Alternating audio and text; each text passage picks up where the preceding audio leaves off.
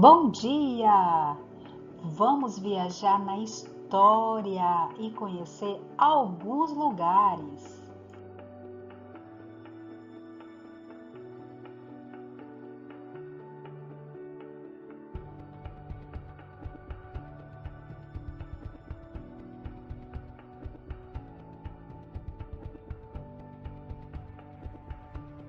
Antes do conteúdo, vamos ouvir a nossa meditação e, ao final, fazer uma oração.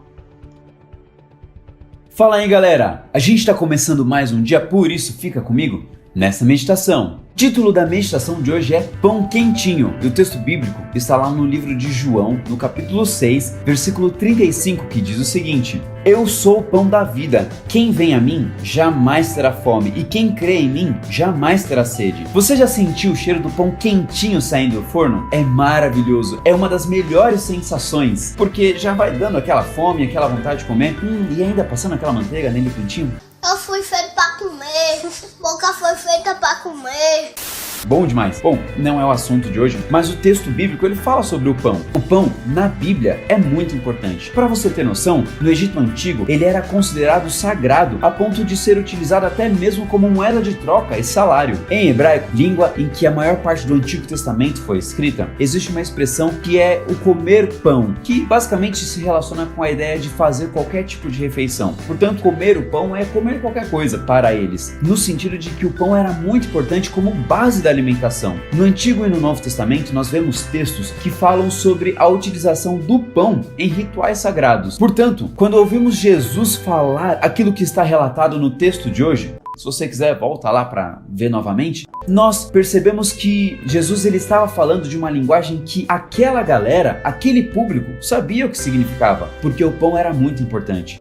Ah, agora eu entendi! Agora eu saquei! Portanto, quando Jesus ele fala, eu sou o pão da vida, ele está falando que ele supre todas as necessidades, não somente físicas, mas todas as necessidades, porque o pão era muito importante. É mesmo, é?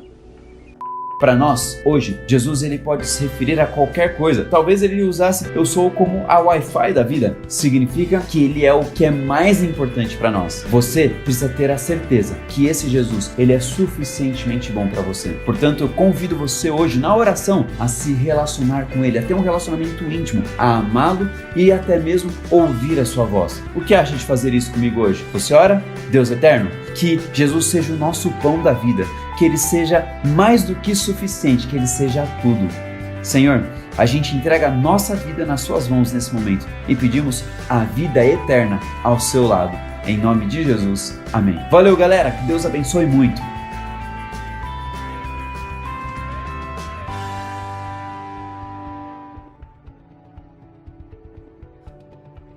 Agora podemos começar. O centro histórico da cidade. Você já se perguntou por que as cidades geralmente possuem centros antigos e históricos? Onde fica o centro antigo e histórico da sua cidade? Você sabe? O passado é importante para a sociedade, pois é o que garante a identidade cultural de um povo e a manutenção das tradições, costumes e valores. Por esse motivo, as cidades geralmente possuem construções mais antigas concentradas em um bairro, que revela como era a vida naquele lugar no passado. Cada cidade brasileira tem um bairro central.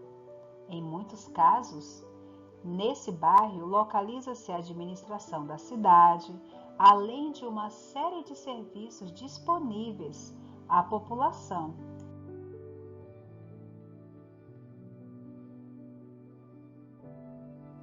Nas cidades grandes, existem vários centros.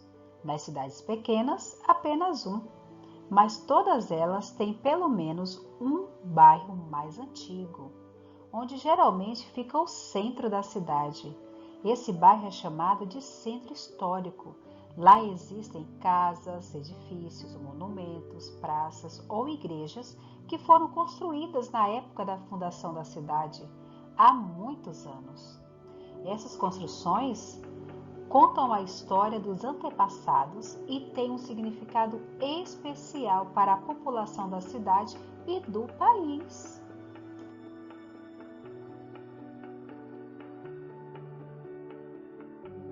Os colonizadores portugueses que ocuparam o Brasil no século XVI tinham a religião como um aspecto fundamental de sua cultura.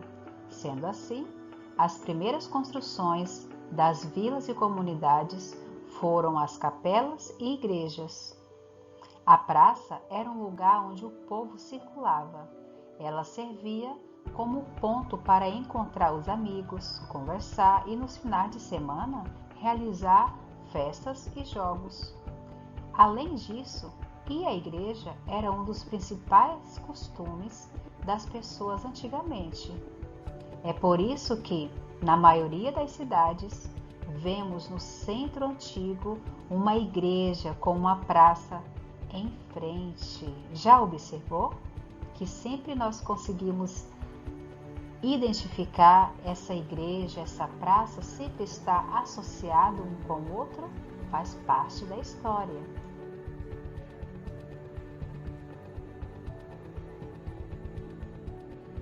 Você está observando a Praça da República, situada no município de Corumbá, Mato Grosso do Sul.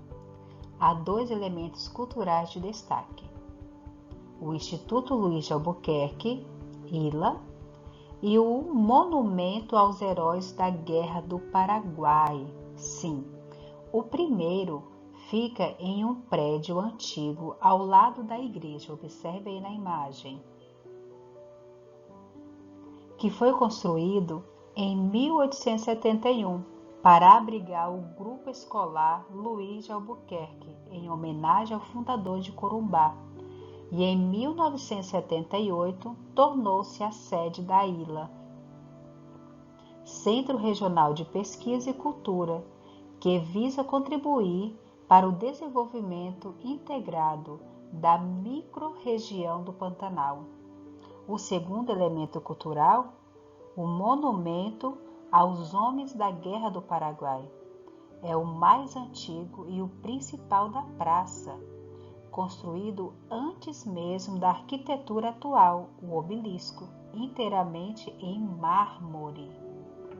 Foi feito em homenagem aos fundadores de Corumbá e aos heróis da retomada de Corumbá, como se encontra gravado em sua pedra.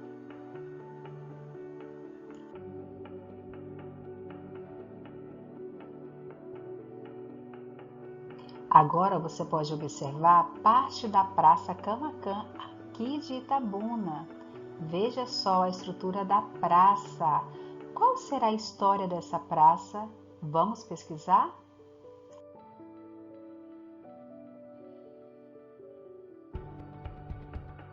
Outra praça aqui de Itabuna, a Praça Olinto Leone, que fica logo em frente ao Banco do Brasil.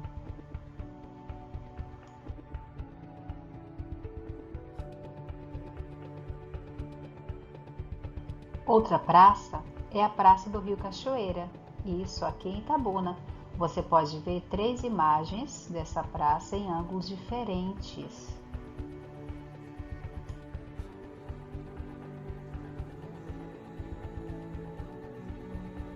Esta praça é a Praça Capuchinhos, que fica no bairro da Conceição. Cada praça tem a sua história e aqui em Itabuna existem muitas outras praças.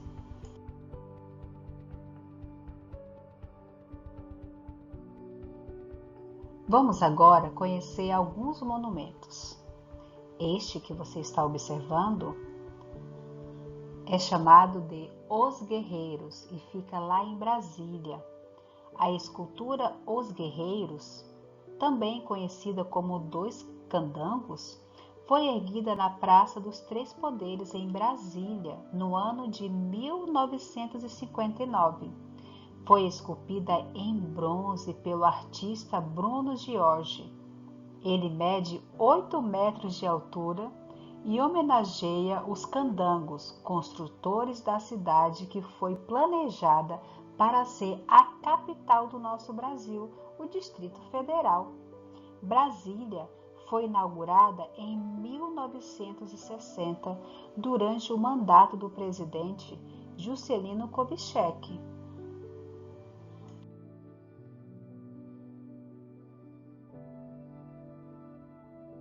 Aqui em Itabuna existem vários monumentos, cada um com a sua história. Este está localizado na Praça José Bastos. É a tábua da Lei de Deus, os 10 Mandamentos.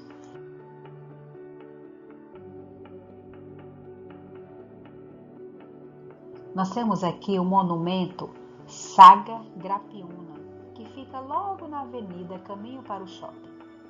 Se você observar, todos os monumentos têm uma placa de identificação com o seu nome e informações importantes para que você compreenda o porquê que foi construído aquele monumento, qual o seu significado e a sua importância.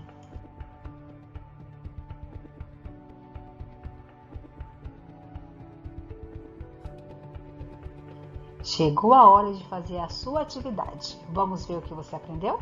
Responda a questão número 1 e número 2. Dê uma pausa aí no seu vídeo e faça a sua atividade.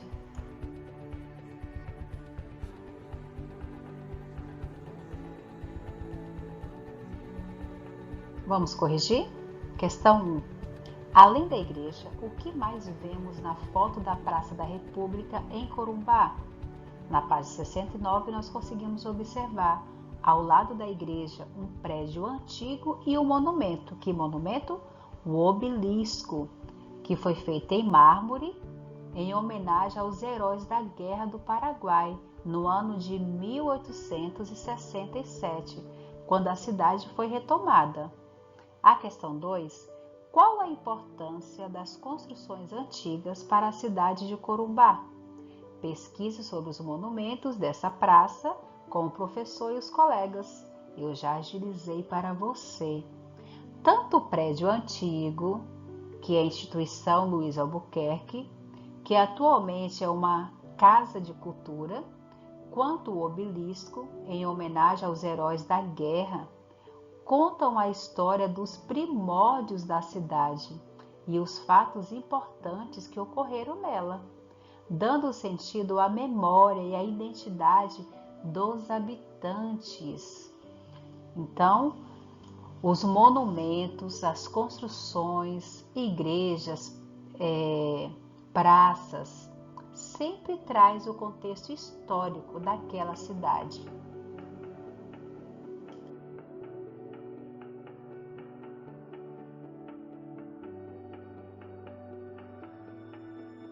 Agora é com você. Responda a questão 3 e 4 e a 5 vai ficar para depois, porque você vai precisar colar fotografias ou desenhos, imagens, para que você consiga responder essa questão.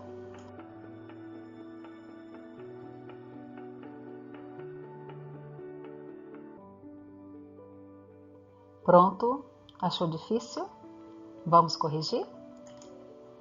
Qual o valor histórico da escultura Os Guerreiros para a cidade de Brasília?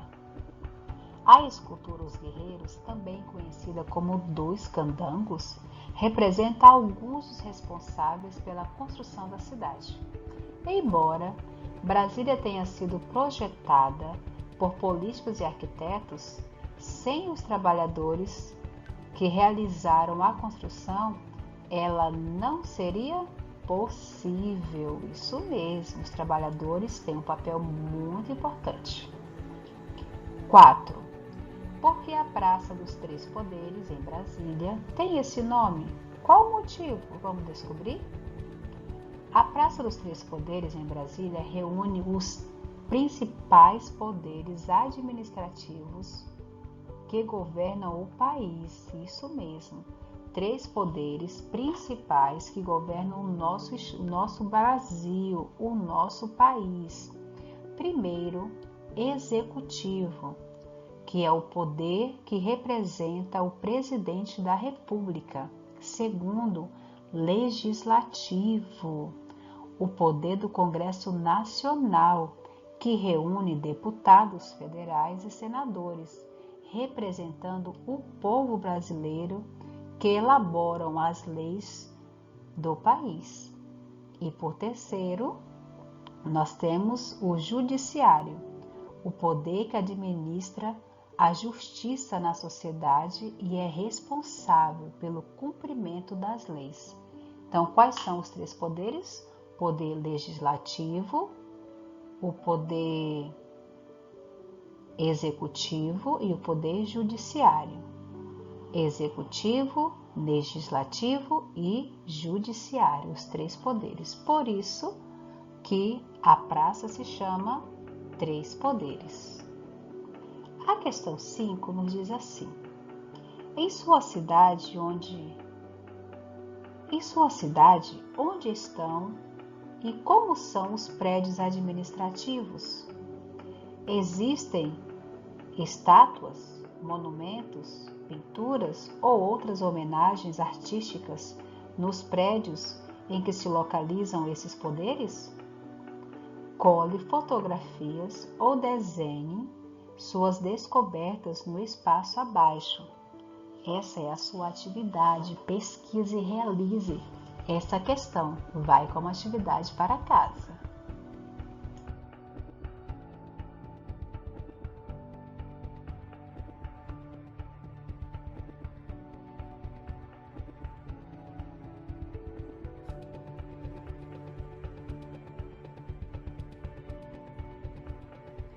E hoje nós concluímos a nossa aula de História.